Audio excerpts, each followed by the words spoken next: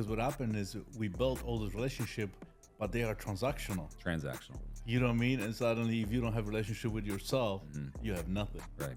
Our identity is typically tied to a company. It's tied to the business card. It's tied to the leaders that we've built. It's tied to all these things, and now it's gone. It was a conversation with my dad that he said, your life has to have more meaning and more purpose than these things you built. Start searching for meaning and purpose. Can you please say it again? Can you please say it again? He did. I had $1 billion exit. I still refuse today to say I was successful, because if I say I was successful, I'm somehow giving credence to that experience. I say today, if I lose $1 million, I'm successful because of the experience I have. It's a daily optimized experience of success. And we want to connect with people, so that's why it's a lot easier for us to connect. But I couldn't connect with people because I couldn't connect with me. Right. So when I found connection with myself, I found connection with God, suddenly like everything, it was a lot easier. Changes. I always tell my kids now, it's like, it doesn't matter if you're Olympic champion or you're in jail. It doesn't, I still love you. Right. It doesn't matter. It's unconditional love. Welcome to Mastering the Inner World and I'll Do It podcast. Today I have a good friend of mine. I don't know, we just met, but I feel like we're already friends. Eddie Wilson. And guys, today what we're going to talk about is about the separation, about the outer world and the inner world, and how, Eddie's going to talk, and I'm going to guess all the deep questions, how to get to the top of the mountain, and then what next? What is the next step? And Eddie, we talk about, like, when we're outside, we start talking about how, 2018, 2019, you just got to the top, and then suddenly, like, everything dropped. Sure. So walk us through the experience, because like a lot of people, like everybody, like young people and anybody just wanted, like, hey, I wanted more, I wanted more, I wanted more. Sure.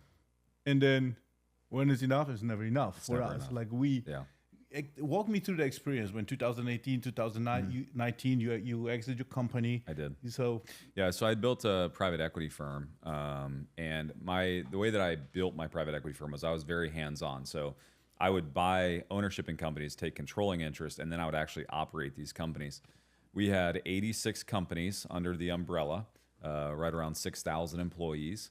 And then I sold 76 of those companies in 2019. So, I mean, you know what it takes to sell a company. It took a year worth of due diligence, but it's, you're going through this process, and I'm selling 2 or 3 or 4 of them at a time to different private equity firms.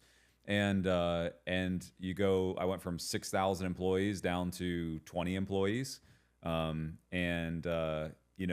money's great, but when you get to that level, you're not seeking more money. You may think you are, but you're not. I had already reached all the financial goals that I had in my life, so I was pushing for something different. And then the separation happens, and for me, it was very difficult, because not only did I go from 2019 to 2020, it was not only separation from my company and all the employees, and then COVID. It was separation from the world, and what a drastic change in my life, So what happened? Like, how did you go? Like, what happened to like go through your inner dialogue? Sure. I mean, 2018, right? You still you sold it. You kind of like, hey, you go through 6,000 to 20 employees. Yeah. And then COVID. So you got like a double hit. It's like, hey, if I did not learn my lesson that, hey, this wasn't it, 2020, holy shit, what now? So you have to, if you go back 2013, 2014, my father's probably the greatest influence in my life. I'm a 3rd generation real estate investor. Most of what I know about business, I've learned from my father. I've got all the degrees, but really like that practical side of business really came from him. And he said that, once you get to a certain level of financial, just like acumen, or you've got this money in your life on a consistent basis, there's a plateau that you get to that you're not gonna be able to afford better vacations or better cars. Like, you're gonna buy the best car you can find, and now all of a sudden you're buying 5 of them, and it's like you can only have so many houses, and so you realize there's these like financial plateaus, and he always told me about it. So I kind of got to that in 2013, 14, but then you start searching for something else. Every driven male is looking for this mountaintop, and we're climbing this mountaintop, most of us, if we're driven, it's like Mount Everest and there's no tracks on the hill. And you just see this massive goal. And you're climbing it. And all of a sudden you get close to the top and you realize like, oh, wait, there's another one that's bigger over there. And that is our distraction. It's like, then I hop off of this mountain, then I go to that mountain because it's bigger, it's greater, it's grander, thinking that the payoff at the top is what I'm looking for. And so you kind of go through these levels. And so what I realized early was, oh, it wasn't the financial level. It wasn't the financial peak I was looking for. So what is it? And I just kept going. So then it was creating more companies and creating more employees and buildings and, just stuff. It's just noise. And then you never get the payoff. And then you sell your company, or I sold all my companies, and think, well, maybe that's going to be the payoff. Maybe it's the exit. Maybe it's I've accomplished everything, and then is like you said outside. It's like the greater the climb, the harder the fall. And I got to the end with no employees and a bunch of money, but money I already knew that money wasn't going to buy me happiness long before that. So then you try, and then it just brings more emptiness. And most people like me, as you're driven, you neglect a lot of things on the way. And I neglected family. I have 3 boys, amazing boys, but I had spent so little time with them, and it's like, and now you're sitting in a house with boys who you don't have a relationship with money that can't buy a relationship. It's like all the people I had a relationship with are gone because they're off, working for someone else. And it was a crash for me. It was a huge crash. So, because what happened is we built all this relationship, but they are transactional. You know what I mean? And suddenly, if you don't have a relationship with yourself, you have nothing. Right. So how did you deal with that? That did not go well. Luckily didn't get to the place where you did, but I sat there for months in a just stupor, what did I do? What is life even worth living? And what came out of that, because our identity is typically tied to a company, it's tied to the business card, it's tied to the leaders that we've built, it's tied to all these things, and now it's gone. So now it's like my life isn't anchored in anything. And so I'm wondering, well, I'm talking to God, I'm talking to, my wife at the time, just trying to figure stuff out. And I couldn't find answers. And it was a conversation with my dad that he said, your life has to have more meaning and more purpose than these things you built. Start searching for meaning and purpose. Can you please say it again? Can you please say it again? He did. He said your life has to have meaning. Like it has to be tied into meaning and purpose. And purpose and meaning isn't dollars, money, people, companies. It's got to be bigger than you. It has to be bigger than you. And he said if all you do is now go try to build something bigger, like go try to build a $2 billion company or whatever, he's like, you're going to have the same result. And so my story was unique in that 2013, I started a nonprofit. And I did it for tax purposes. I did it because it was the cool thing to do. I'm going to give to these things. My company's making money, so we'll give money away. All these kind of like purpose projects. But it was not my purpose. And so in that searching, I decided I'm going to go, because during COVID, I'm going to go start just serving and see what I've built on the nonprofit side. Maybe I'll find purpose over here in helping people. And I went to one of our sites in Honduras and began to work with some of the orphans. We had orphanages and feeding centers for kids.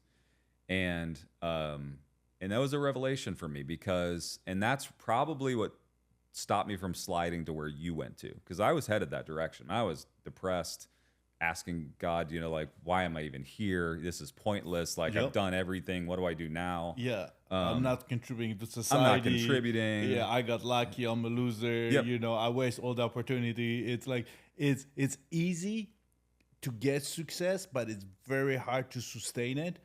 Because what happened is because I always say that we are on this world to serve. We're not entitled to shit. No. You know what I mean? But we forgot to serve. You cannot serve if you're empty. You can't serve from an empty cup, right? Yeah. You can't pour from an empty cup. Yeah. And that's where I was, and was lost, lonely, empty, and knew it. And you know what's even interesting? I was interviewed after I sold all these companies. And I'd gotten to a place where I was so depressed that this guy, he says, tell me the secret to $1 billion exit. And I said, you know what? I'm at a place now. And it's the funniest podcast because I was so depressed. I was like, I just got lucky. I go, anybody could do it. Like, I wouldn't even give him, because I was so down on myself because I thought, like, this whole thing is pointless. Like, this pursuit was empty. I don't want to tell people how to go build $1 billion company. So I just like, it was lucky. Like, people that build $1 billion, I was like, if you build a $10 million company, that's something real. I was like, $1 billion is just luck. Like, I just was throwing it away because I didn't want it. It felt like it betrayed me. It's funny when you're saying that, like, people want me to be on stage to talk about real estate, and I didn't want to talk about real estate. Yeah. And now I can talk about mental health, emotional intelligence, emotional fitness. You can get me off the stage. That's like, I won't shut the yeah. like, literally. Because it made such an impact on your life. Exactly. Yeah. And this stuff, like, I thought I'm going to be travel, like how to make 100, 200, like $1 billion real estate portfolio, blah, blah. Yeah. Yep. Zero. Zero. It's like, dude, and it's funny. It is funny. Yeah. The things we value and chase so much, you get to a place where they have no meaning and no value, and then you just discard them. I mean, they're important to us. My real estate's important to me for legacy and for all that I'm doing. But, if I have to find purpose in real estate, this is going to be a zero-sum game, So I'm in Honduras. I'm in all these places, and I'm starting to serve. And I've got the nonprofit. I just had always thrown money at it. And when I began to exchange time, and there was this one orphan that really kind of captured me. And I was sitting there watching him, and I realized, oh, his life is different because I'm here, and it's not. And his life isn't different. Like, his life has changed over those last few days because I'm in his presence and I'm giving from who I am. And my cup was empty, but there was enough in there that when I would sow into him, I would see him change. And it dawned on me, I thought, all this money I've been giving to these kids for years has made virtually no impact. But this moment I'm spending with him is changing him. And that's when everything started to change for me. And so I decided at that point, like, oh, I'm gonna go into this. I'm gonna do this at a different scale to see if I can find more purpose in that. But that's also a fool's errand, because what I did was I went back to my old ways. Oh, I'm gonna scale this thing. I'm not gonna have one orphanage. I'm gonna have 10 orphanages. Like, our head is fucked up. Dude. It is. It's seriously. And it was one kid that made that difference in my life. And I'm like, oh, how do I replicate that? How do I do that at 10,000? And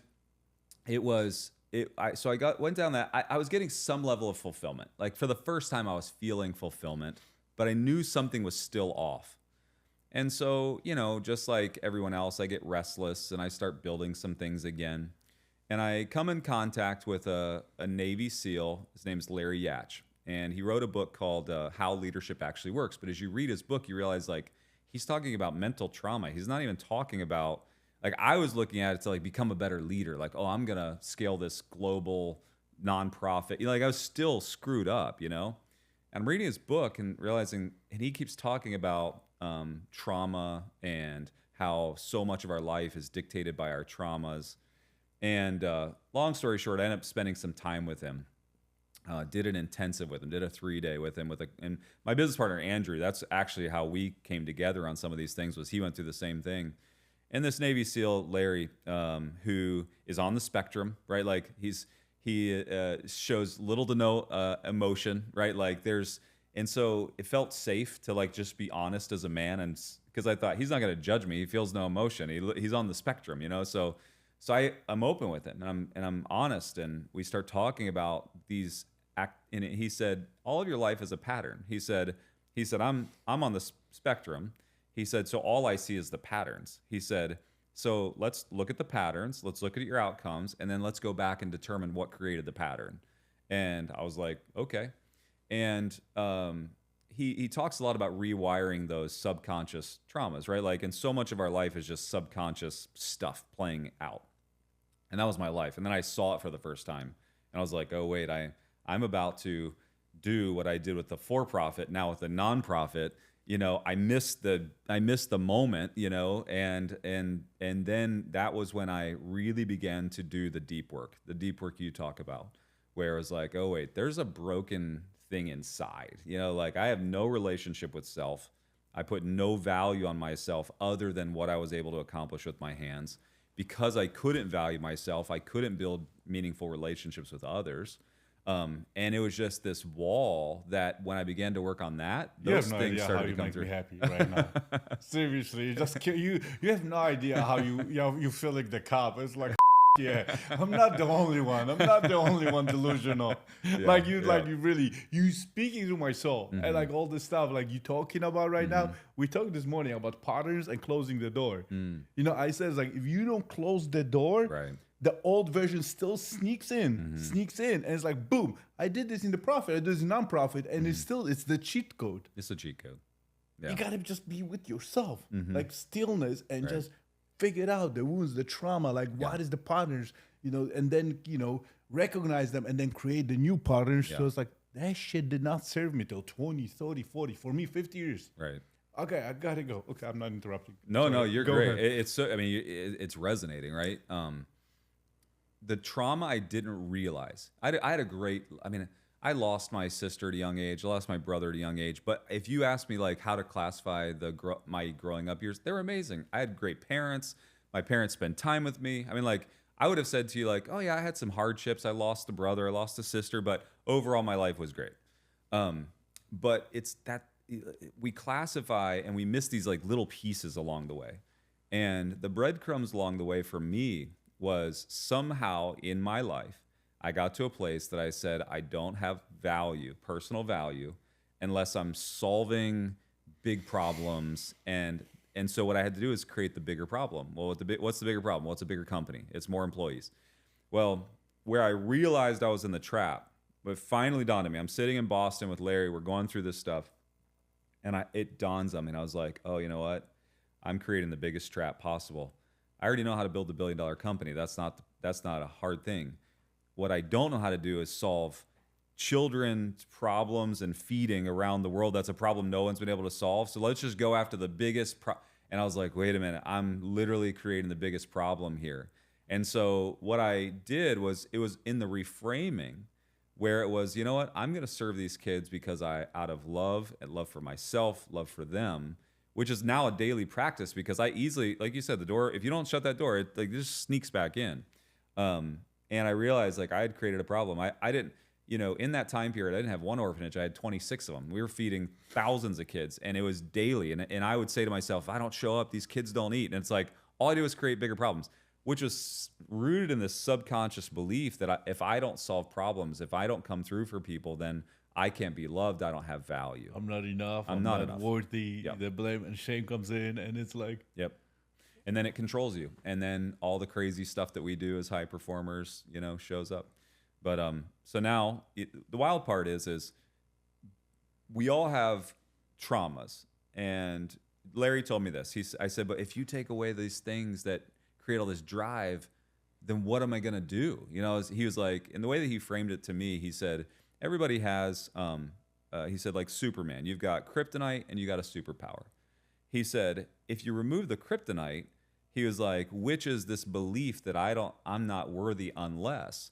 He said, he said superpowers, he said still exist. He said, so if you believe that you are enough because of who you are, you're still going to go do all the things that you know to do. I was like, I don't know if I will. The wild thing is on that journey, as I flipped that around, now we feed 5,300 orphans a day. We've got 26 of them. We dug 70 water wells last year. We built 26 sustainable businesses. Like it's growing and scaling, and I'm not even trying. Like, it's happening, but it's happening from a place of love and abundance and self. Love. And it's like, yeah. Exactly. So what happened is now it's coming from inside out. Before we were pushing, we were chasing, we were this. And then what happened when you find a peace in yourself, self-love, belief. Well, we always say we have beyond belief. So it's like self-love. Right. And abundance. And it's like, because I was looking for love without loving myself. Right. You know what I mean? I was looking for abundance from the outside materialistic things or businesses or more chaos. Right. But the abundance was me. And when we stopped chasing, that's all the shit just stopped coming. Right. Yeah. Walk me, like what? Yeah. Like anybody's listening right now, like what steps did you take to break the patterns? Like let's say break the awareness. I get it, the awareness. Sure. But what happened is, because what happened is we were programmed, you were programmed, I was programmed. That's how it says has to be. Sure. And how do you reprogram like yourself? Like everything you knew, you gotta just it's poof, it has to go. Has to go. Yeah. How We like high performers create a list of 50 things we got to do different in order to accomplish the next thing. When you really create that inner focus, it really, when you do it right, when you choose, and here's the basis for me, and this is my experience. I'm curious if you resonate, but I had no relationship with God. And I believe that I'm a physical manifestation of God. I believe that God is in me, right? So I would look at the bad stuff about Eddie, and I would say Eddie isn't worthy.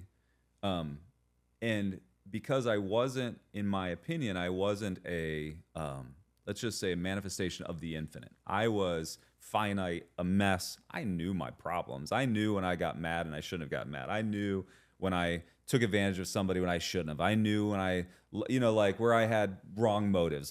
And so I knew all those things. And there was something about deepening a relationship with God and self that I believe that God, the essence of God is love.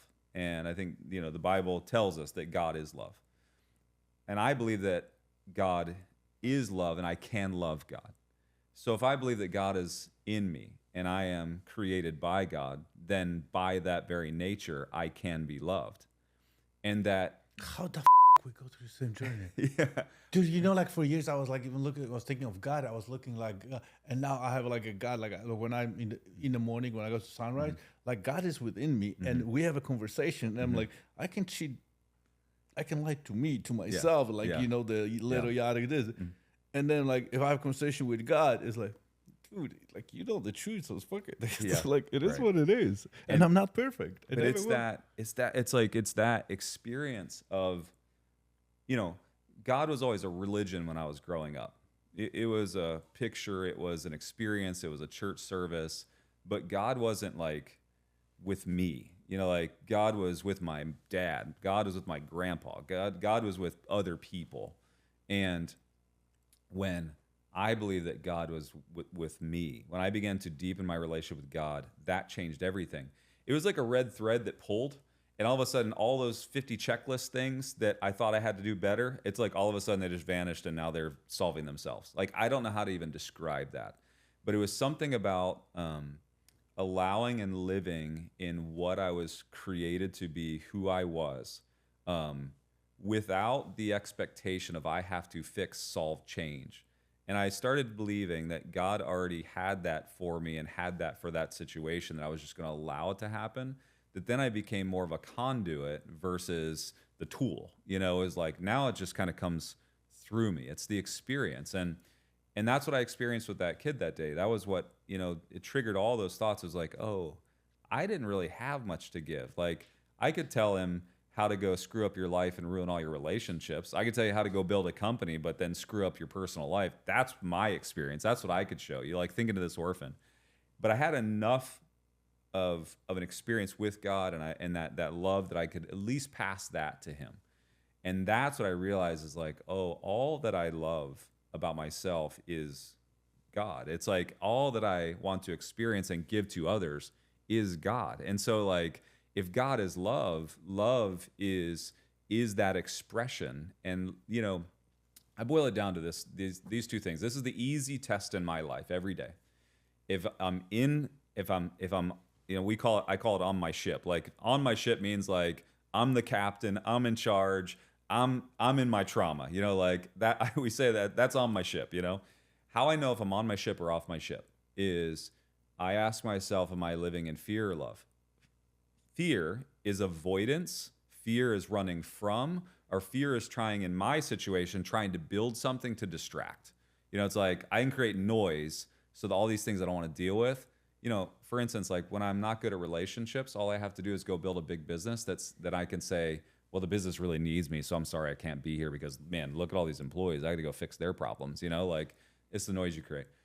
That's fear. Those are all fear-based activities. Love-based activities, there's really two emotions in the human experience, love and fear.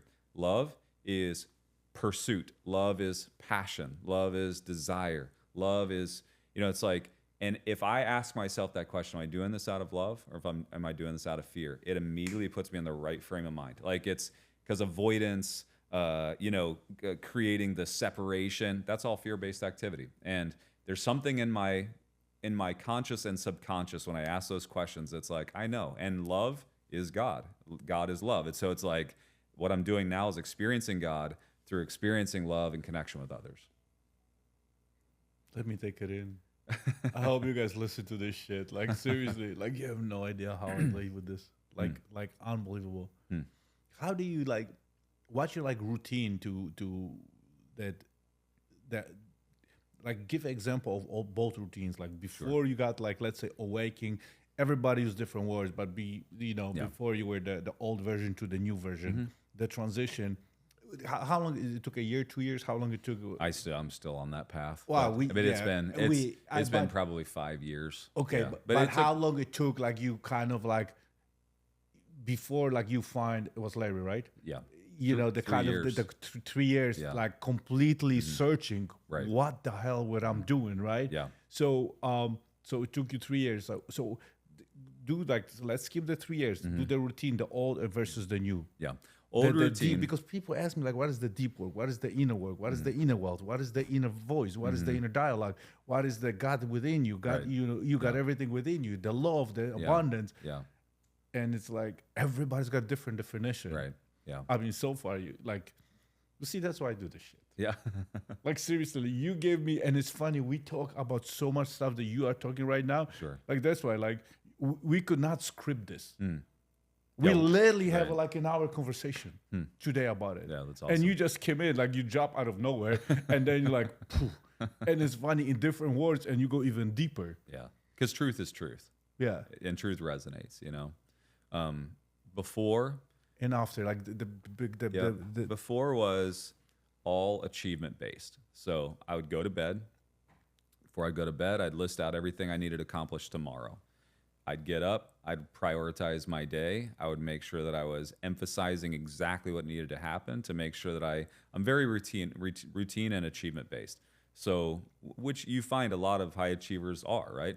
And so that next morning, I'd look at my list from the night before, I'd prioritize, and then I'd make sure that day I hit every goal, and so it didn't matter if it was my workout routine. Like, I could put everything in a box. May I ask you a question? Because I love what you just said. Because I just said this morning, that this is like the thoughts in the morning or at night, it's manifesting. It is.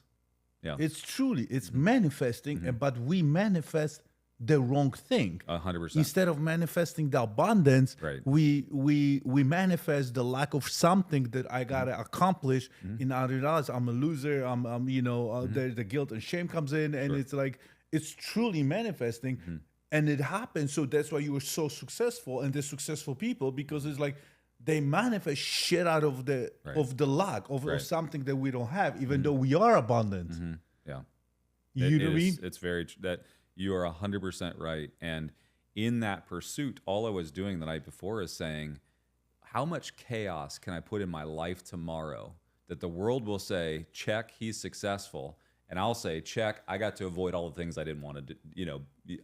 All the lack in my life, like not being a great dad, not being a great husband, like, it's like that's what happened, right?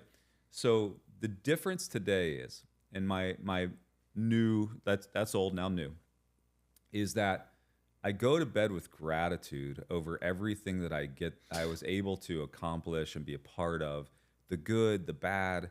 My mom was a good influence in my life too, and she would always say, Eddie, gratitude in any situation allows you to, so like, I'll give you a quick, for instance, I lost my sister when I was 5 and really struggled with it. And my mom would come in at nighttime, I would be crying. She would try to console me, couldn't console me. I felt that separation from my sister.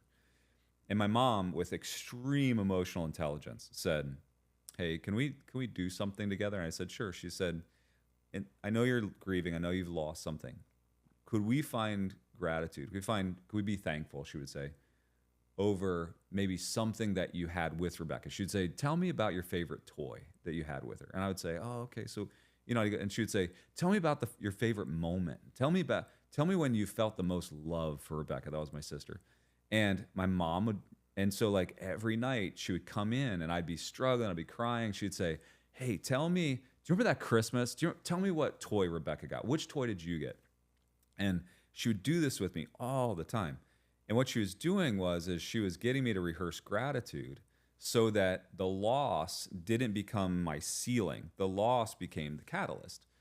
Well, I never really put that in practice until later in life because I didn't understand it, you know? So she planted the seed, she but did. when we are not ready. Wasn't ready. We're ready when we're ready. You know what I mean? Right. Like I think our ego and the old programming dies when we suffer.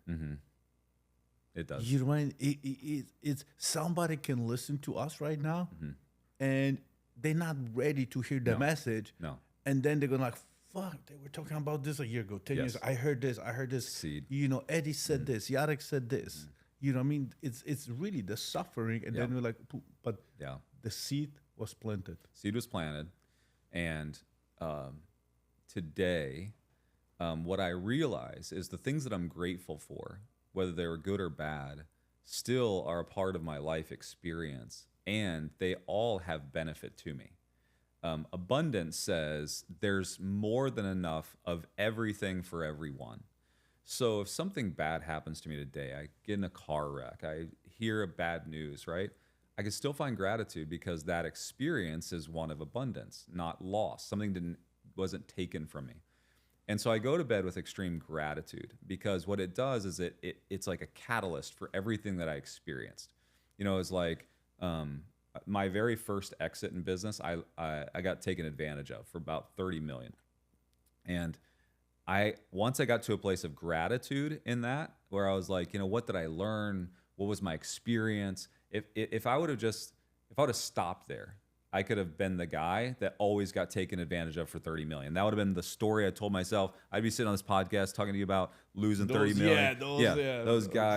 But with gratitude, I realized like, oh, they taught me the game that I then perfected and exited, 76 companies. Like, think about like it's the gratitude that gets us to the catalyst is the growth piece. So what I realized, everything I experience today, whatever I experience in gratitude becomes more growth.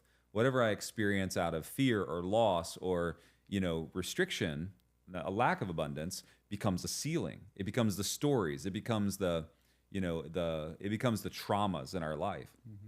So that was today, gratitude before bed. When I wake up, my prayers and meditation are to walk in whatever God has for me to experience that day. And I have a schedule. I'm still a scheduled guy. I can't help it. But for the most part, I'm willing to allow anything in my schedule to go away if I feel that pull of something that's necessary for me to accomplish that day. And so it's going to bed with gratitude, waking up with an expression of just who I am and what I bring to this world and what God wants to do in my life really guides me, and it becomes a North Star every day. It's weird because if you would ask me 10 years ago how to become successful, and if somebody would have said what I just said to you, I'd be like, that's BS. Like, that guy doesn't know what he's talking about. He can't get to success. And I'm telling you, the extreme success I feel today over what I accomplished before is insane. I don't even, I had $1 billion exit. I still refuse today to say I was successful, because if I say I was successful, I'm somehow giving credence to that experience. I say today, if I lose $1 million, I'm successful because of the experience I have. It's a daily optimized experience of success. And it's like, and that's different. And, you talk about these people that are listening, and you and I, because we get classified as successful, right? It's usually money or monetary or real estate or whatever it is.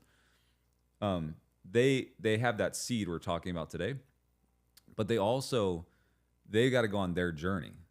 I get young guys coming up to me all the time, and, they're like, do you have a jet? Do you have a, they want to know all the things. And, I always tell them, like, look, it doesn't matter. And they'll say, but that's what I'm pushing for. And honestly, it was my ego. I have to be grateful for everything in my life now. I can't go back to that moment and even look at it with negativity. It was my ego that drove me. It also was the getting rid of my ego that allowed me to grow to where I am today. So it's like, everything I want is on the other side of my ego. However, sometimes the ego is necessary to get me to a place of learning. So what I tell these young guys, I go, here's the deal. Whatever it takes to go buy your jet, hurry up and get there. Because then you're going to be standing there on a runway. Dude, you speaking my language. Like, this is like, you know what I always tell like about the stage?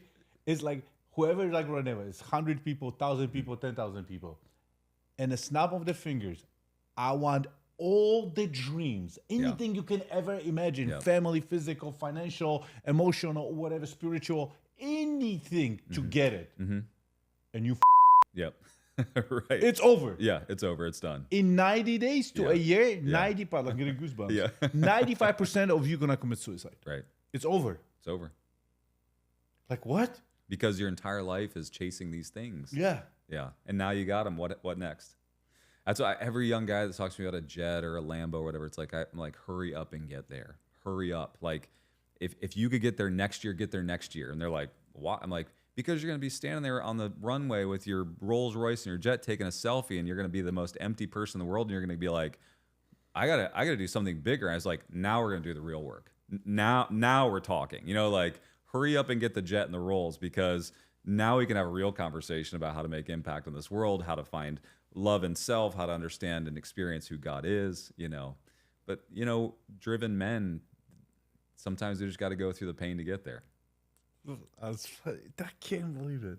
Like, really, it's like, here's a shortcut, you know. It's like, that's why like all those people, even like when they win lottery, or it's like, it doesn't do anything. It doesn't do anything. No. You know.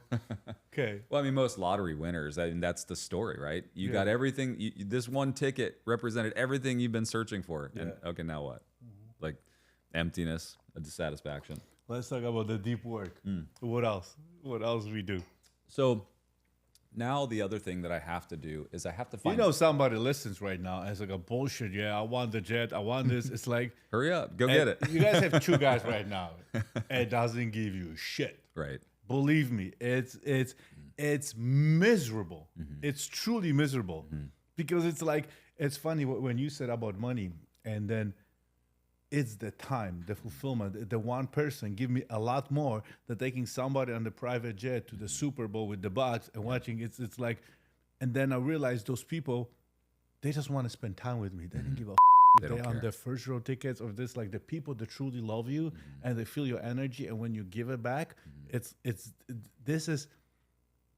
more fulfilling to give something, because people never gonna remember what you did to them. They're always gonna remember for the rest of their life, hey, I was on the podcast with Eddie, the way you make me feel. And the same thing other people, what you make them feel. And they remember it for the rest of their life. If you give me right now key to the Lambo, or you give me a paid experience to, hey, you know what? There's Super Bowl coming in San Francisco. Let's go on my jet. I'm awesome, dude. Love it. But dude, like, I better have a deep conversation on the ocean on the sunrise, and just have a you know, conversation through abundance, through God. Well, sometimes not even talk, just be around with the energy, because with 2 people, it's a feeling that no drug, no alcohol, no any achievement, no title, no medal is gonna give you. Right. How do we explain this to people? I love it. Get there. Yeah. Get the jet, get the Lambo, get there. Just get the Rolls Royce, get the whatever 5 houses, get the vacation. Is get there.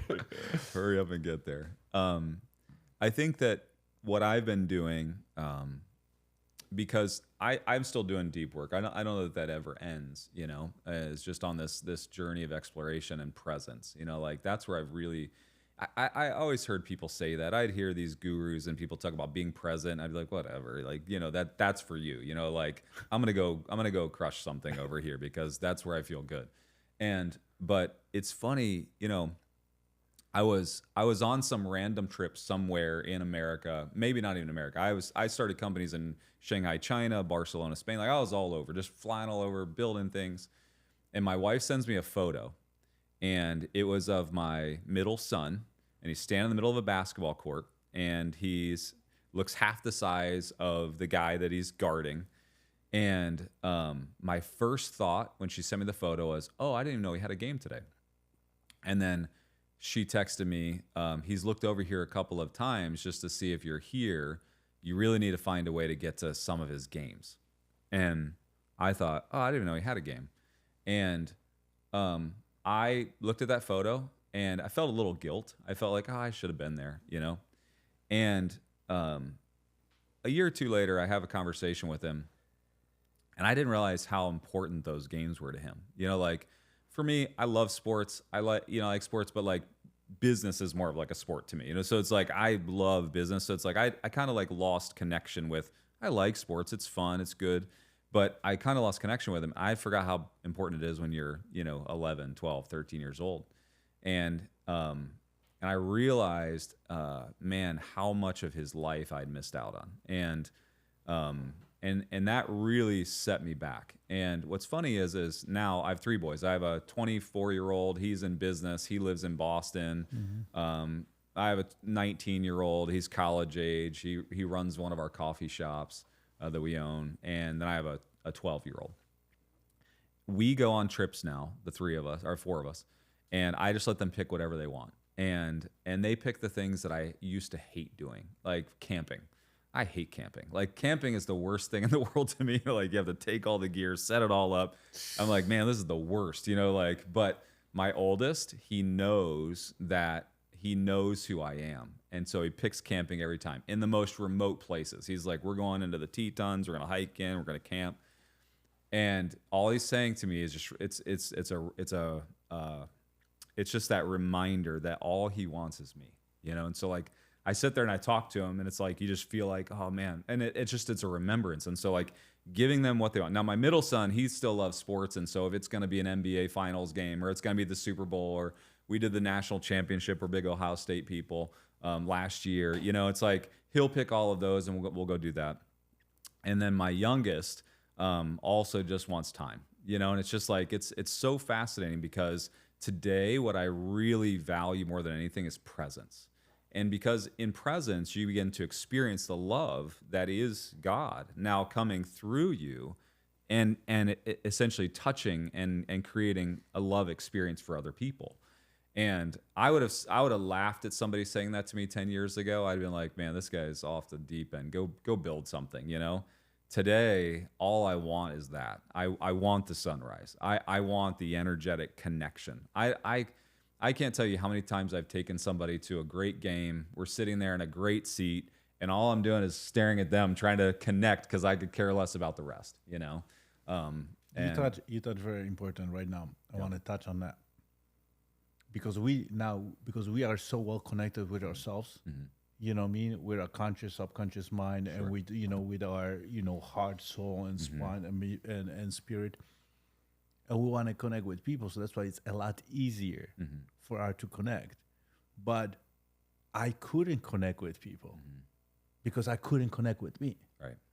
So when I found connection with myself, I found connection with God, suddenly like everything, it was a lot easier. Changes. And there was a period mm-hmm. that I was upset. Like I want to force my feeling of like a mm-hmm. flow. And mm-hmm. it's like, and now I just like, enjoy it. I'm just grateful, right. And when they are where they are, and it's let them. Right. We cannot again like right now. I have zero expectations. Mm-hmm. That's it. Right. I'm just grateful as fuck. Mm-hmm. That's it. Yeah. That's it. It's the only way to be. That's the happiness. Yeah. I think the way that I would explain that in my own life is mm-hmm. that the first step in my journey was learning to love myself and all that God was doing in me and loving God as well, right? Like understanding God, love, me, self. But what step did you do? Like reading Bible, praying, like all how, of it. like, so like give me the little, so the. I grew up in a very faith-based household. So I went back and had a lot of conversations with my dad. I had already accepted God. I had already believed in God, but I had no relationship with God. And the relationship is a 2-part. God was always there. He was always present. He was always searching and wanting and desiring me. Like that's the way I would describe it. but I wasn't always aware and searching and desiring him, or God. And so like, Just move, man. so- Let me get my shit, and then Yeah. when I get there, then I will bring you with me. That's like yeah, you yeah, know what I mean? we'll find time later Yeah, together. yeah. And but on this journey, I would say, oh man, Eddie is a mess, but God is good. So I can love God. This is step one, phase one. And I would still put myself, like in the back seat. Then I realized like, oh no, wait, Eddie, and who God is in Eddie is completely loved by God, right? Like if God can love me, then I can love me. And I kind of like went down that path. Then I realized like, wait a minute, everything that's lovable in every human is God, and so then it was like, because if you think about it, a high achiever, think about every dinner party you went to in Old Yark, like old, you sat there and you thought, and because this is me, right? We're similar. What value does this have to me? What value does this have to my company? Where is this going to take me in the next 2 to 3 years? If this dinner party, if this networking group, if this basketball game, if this time with family, if it doesn't serve some purpose, then I'm just wasting time. And so I would value What I'm doing here? yeah, and so I only would place value on what future value it was granting me. And so you train yourself in that. And I struggled, church, dinner parties, anything. I struggled because if it didn't have some meaning or purpose, or I would just kind of discard it. New Eddie, right, is what is God trying to do through me with this person? And what journey are they on? And what is God wanting for their lives? And all of a sudden, they could be the worst human on the planet, by human standards. And I all of a sudden find love and connection with them because I realize like everything that's lovely about me or lovable about me is God. And it's like, and everything lovable about them is God. And so it's like, and all of that love and connection and energy is that experience. And so it's like all of a sudden it's like I find connection with the most random people on the planet. I find presence. I find myself talking to the most random people. Like we did a big dinner up at Mar-a-Lago last night, and you've got the who's who, and they're all there, and I found myself talking to this guy who is kind of down and out. I don't even know how he got in there, but found so much joy in just sitting there talking to him about his experience. And we got owners of baseball teams and all this, like all the big players are there. And I found more joy in that guy that was struggling, trying to find his way. I think I sat there and talked to him the whole night because there's something about presence and love and connection that just happens. And I can't explain that. I'm on a journey of trying to understand that, but oftentimes you can't manufacture it. It just happens. Yeah. It's funny. That's the event we're supposed to be on, right? Yesterday. Did you bail on that event with me? Yeah, I did. And look at, I missed. Yeah, you see, good. and here I missed the event. It was yesterday, right? Yeah, last night. Last night. Yeah, unbelievable. Yeah. Oh, dude, you drop a lot. Seriously, like the way you speak, like I just like put it, and even like you said about 10 years ago. Like, shut up. Like, dude, just shut up. This is not important. This is bullshit. Like, all this stuff. And now the stuff is hitting. Mm-hmm. You know what I mean? Finally, But and that's why, like, there is a time there's going to hit, and there's not time there's not going to hit. And it's like we cannot force it anything. Right. And I keep, the second I realized that life is truly from inside out, not from outside in, it was like, holy shit, what now? Yeah. And I didn't know. I didn't know. I'm telling you, like, I have no idea how to, what now? And I have to, like a little kid, like walking and failing, failing, Sure. Like I wasn't telling anybody that I'm praying. I was telling everybody that I'm meditating. Yeah. And then, it's like, I don't know the difference between meditations and prayers. Right. Like to me, it's the same. You know what I mean? And I'm telling you, the conversation I have, it's just amazing. Mm-hmm. Yeah. You know what I mean? And that set up my day. Even though I have a lot of shit going on. And it's like, how can you be so indifferent? I'm not indifferent. Yeah. There's some stuff that we cannot change. And anybody who experiences the peace and the freedom and the love, it's there's like nothing out there. No, It's nothing. it's irreplaceable. Yeah, because then suddenly you don't get triggered, you don't get upset. Even though I mean, kids are kids, wives are wives. You know what I Yeah, mean? I get it. You Yeah, know, in yeah. businesses there's like, but it's like, and then I reacted kind of like before, like I would lose my shit, and now try to control it. Yeah. And what I want to ask you a question. The surrender, like it took me years. Okay, so for me, 24 and 25, it was a year of surrender. Okay, surrender to God, surrender to love, surrender, just completely surrender. But Eddie, oh, like shit, something happened. Oh, do you know what I mean? Let's talk a little about like the surrender experience. I've had to go through the same experience because I mean, I'm still on the journey. Don't yeah. like Yeah, this me is like too. this is Yeah. like infinite game. I Yeah, get it. It but is, and there's levels. That surrender. I think that what I realized was at the essence of all of my ego was control. Control was the thing that allowed me to have all the worldly success. When I dominated, when I controlled. And so surrender to me was the being okay with losing control. And that doesn't always feel good. Like when I'm a control freak, like I had control of everything. I'm building $1 billion company and holding Yep. every little piece. Yep. And willing to, the buck could stop here. I didn't mind. Like I'll take the heat, and realizing that was the essence of the prison that I had created. It's like my prison that I was living in was control, and everything that I controlled just reinforced the prison. And so surrender to me was really here's how I got there. I said, because a lot of these conversations, it's like you said, it's like you're having conversations with yourself, with God, with anybody that'll listen, anybody that seems like they have some answer. The conversations I had with God was in the beginning when I started. So I would pray and I would meditate. Pray, I would speak. Meditate, I would try to listen, and I was horrible at it. And so because I was still trying to control it, I would speak to God like this. God, this is what I need today. This is what I think it would be best. Could you help me here? Could you be a part of this in my world? I was controlling. I was like the CEO, and he was my COO, making the world happen around me, And one day I was just sitting there. I was like, wait a minute.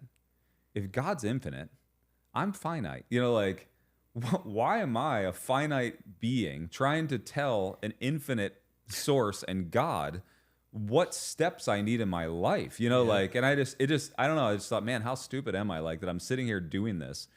And I said to God that day, I said, you know what? I'm just going to start speaking from my heart. I'm going to tell you who I really am. And I said, for the first time in my life, I'm going to be 100% honest.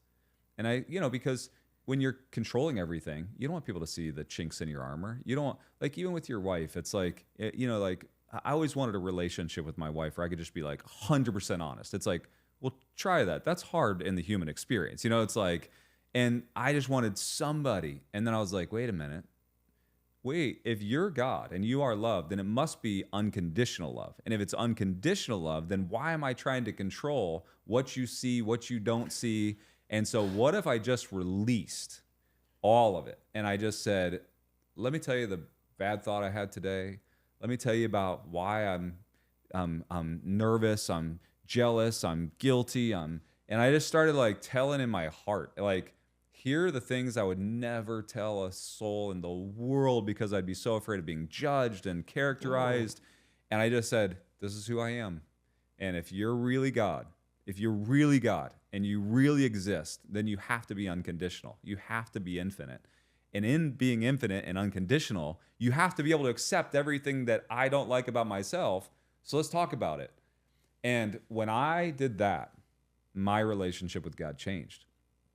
But the relationship with myself changed, because then I began to understand that the infinite, unconditional love of God was truly unconditional. And the things I didn't like about myself, he still received and accepted. And the love of God covered all of that. And so then when I experienced that, that was the moment of, I never was like, okay, I got to surrender. I got to surrender. It was like this moment where that happened. And I was like, oh, that's surrender. Guys, he just give you the magic. Like he literally give you a magic. What happened is you run your entire life on transactional relationship with yourself. When you truly, I use the word surrender. When you surrender and you truly find unconditional love with God and with yourself, then suddenly everything opens. But it's so hard. That's why, like Eddie, and I'm telling you, is that for the rest of your life, you have to do this, like going to the gym on a daily basis. I still a lot, Eddie still screw up a lot, and the conversation, because it's, I always tell my kids, now it's like, it doesn't matter if you're Olympic champion or you in jail. It doesn't. I still love you. Right. It doesn't matter. It's unconditional love. But because we come in very many successful men, or not even men and women. Yeah. What happened? We've been trained, and we were validated, and we were, you know, I mean, look at ourselves like a successful person through something we've done is transactional. Yeah. And when you really open up and it's like unconditional, then it's the I cannot explain. It's truly it's like, hard to explain. Like, you know, I do a lot of like, you know, I sober for the last 5 years. I don't do drugs. I don't drink nothing else. I started very late. You know what I mean? I already retired when I touch alcohol first time. I will have to make so many drugs to be high for 15 minutes. I can be high for days. Like days, without anything. I'm not microdosing. I don't do any drugs. I don't do any alcohol. When you truly have this unconditional love, it's like I can't explain it. Even in speaking it to you right now, I feel it, and I feel like you said, it's almost a high that you can't explain. Love. Here's the easiest way to explain it to somebody. Think about the first time you ever fell in love, and you felt like that moment where you realized like a girl really, really loved you, and like the feeling you had was so crazy. Like, oh my gosh, like, you know, like what if you lived in that every day of your life? What if every moment you got to experience that? What if that we feel it for little teeny tiny moments in our lifetime? Like, what if that was your experience? That's possible. And it doesn't, and it's not possible through a drug or through alcohol. It's possible through experiencing God and unconditional love. Dude, I love this. You see, that's why I do this shit. Like, you have no idea how much love you gave me. Yeah.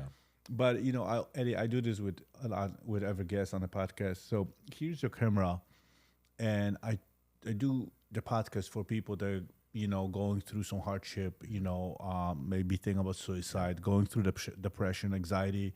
You know, if you were like one-on-one with them, like what word of advice? I mean, you guys, that shit was amazing. This was so deep, and I love absolutely everything we said here. But if you can just give a word of wisdom for a few minutes, like if someone's going through really, really hard time and maybe thinking of ending it, or been in depression for years, is really struggling and really doesn't know what to do, just give him the last word of hope. Yeah, please. You know, you heard two people today who have experienced exactly what you're experiencing. It may be at different levels, but the human experience is the human experience. And the human experience isn't to bring pain and disconnection.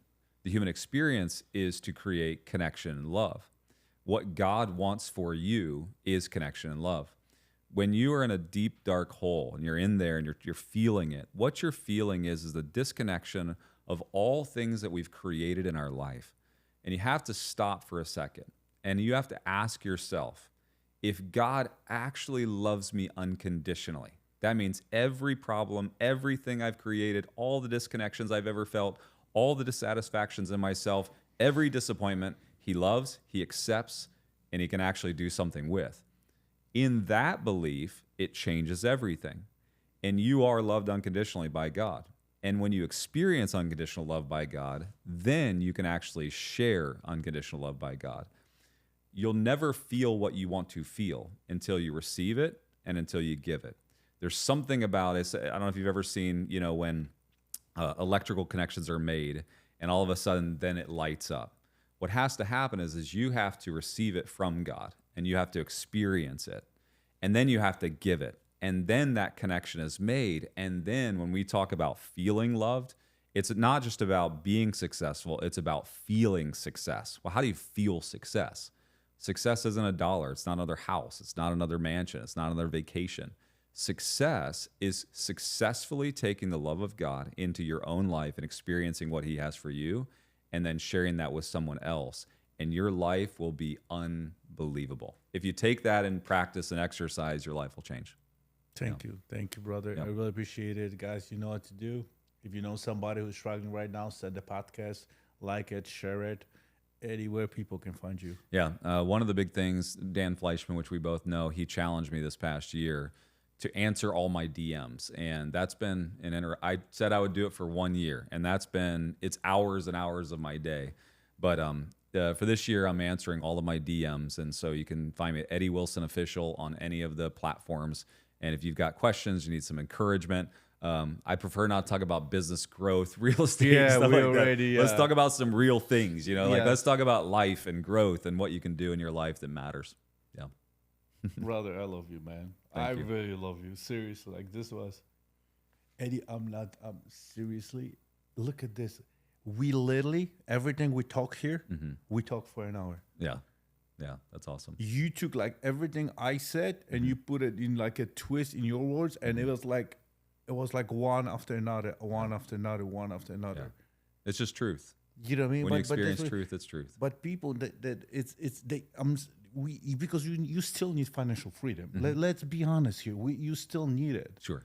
But don't cover don't make this your own. Right.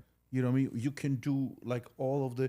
I know there's no balance for us. Right. I get it, because we even with the connection with ourselves now, dude, like, am I gonna become monk right now? I'm gonna meditate for hours, or I know. And when you're driven, you won't. You don't even have to be afraid of that. Yeah, you know what I mean? I was like, if I enjoy it, it with myself. Fuck it. Right. That's what but then I'm a lot more present with my kids, with everybody, people that love me, and I'm there. And even like I love how you the transactional and unconditional, because it's not even love, but the whole life. You know what I mean? It's everything, because we are so trained. You know what I mean? If I do this, I get this reward. You got this. It's suddenly like, hey, it's the gratitude, the appreciation. There's no expectations. The abundance comes, and it doesn't have to be money, and doesn't have to be any materialistic things. It's everything outside. You got it. How the hell did we end up with Eddie here? Dude, the timing here, you have no idea. That's crazy. Your timing. Yeah. Your timing being here, and it's like, I think that, again, I believe in God, and I think your team's been trying to get with my team, and my team's been trying to get with your team for a long time. I think they've probably tried to schedule this for a while. I have no idea. Yeah.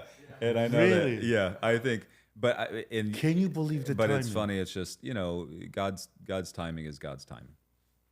See, maybe we're not ready to freaking sit down and talk. I mean, really. Right. Seriously, like, I went through the breakup, like, 6-7 months ago, and I went on the ocean, and I truly like pray, manifest, like, who I have to become. Me. Remember, I did not manifest love of my life. Right. Remember, I just like, who do I have to become? Not men, women. It's who I have to become. Yeah. And that's the best place to start, dude. And suddenly, like, Jesus, I met this girl in church, and I was like, what the like everything I. And guess what? I have like journals all over my house, and I journal shit out of it. Like, you know what I mean? Like, I want to find a journal, because I just want to show her, like, listen, I manifest. Like, I pray. Like to me, like, the manifesting is praying. Right. You know what I mean? Sure. It's like I want to show her the proof that I cannot find a journal. Yeah. I cannot have so many journals. You know what I mean? And there's like, I cannot find a journal. But I know I manifested. Do you know what I think that is so many times?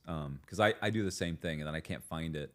And I think I'm reminded oftentimes, and I think the reason you can't find it is because God intended that for you and not for her, because it means so much more to you. You know, it's like he was teaching you, you were growing. It's like, you know, I think, I don't know. Like I find so many times I want to share everything that I've experienced with God with everybody else. I'm like, oh my gosh, I can't believe this actually happened. Yeah. And then I feel like sometimes you just, like in my spirit, I just get quiet, like, oh no, that was for me. That was so that I can look back and realize, oh no, God unconditionally loves me. You know, like he unconditionally loves you. It's like, to me, that is such, it's the most amazing feeling when you realize that the God experience isn't just a collective experience, and it's not just for you, and it's not just for me, it's not just for him. It's for every one of us individually and collectively. It's wild. If God is infinite, then he has an experience for you and for me and for him, for the girlfriend. You know, it's like, it's pretty awesome. Yeah. Seriously. And now I'm even like you sitting here, and it's just like, what the hell? It's what happened is, you know, like, God, I have a stamp. Like, you know, I got this stamp a year ago. It was like, you don't have to imprint more in me. Like, I believe it. But even like when you said, like, even your journey, like, I'm like, and I know, you know what, like, make me feel really good today? Because like we have the same journey. And like you were explaining in my, like the same way I was experiencing. So I was like, okay, I'm not delusional. Yeah. You know, it's like people are experiencing the same way. Right. You know, we got there on the different experience, on the different, but the journey just crossed. And it's like, because I know this world is so negative, so toxic, because, you know, there's so much, you know, I don't know, comparison, toxicity, transactional relationships. That's why we have so much hate, so much war, so much comparison. If people feel this, if God wins, there's none of the shit. Yeah. It's like everybody wins. Everybody. Yeah. You know what I mean? Yeah. There won't be, because we are trying to be separate through men, women, black, white, rich, poor, educated, uneducated, American, Russian, Polish, Mexican. What the we are oneness. We are one soul. Right. There's nobody. It's like experience and enjoy life. And enjoying life is even the horrible experience. That's the enjoyment. Like, you know, look at how lucky, like, even if something really, really bad happened, like to me, like foreclosures, bankruptcy, breakup, divorce, my kids, it's like, I have to go through, this is life. Right. Right. I cannot have amazing life all the time. You know what I mean? Yeah. No. You cannot win all the time. No. Brother, you put amazing energy in this room. I love this room. Thank you for listening. Leave your comments and subscribe for more insights on mastering the inner and outer wealth.